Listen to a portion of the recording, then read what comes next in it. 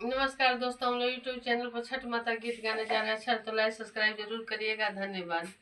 छोटी माँ के तुलसी के डाल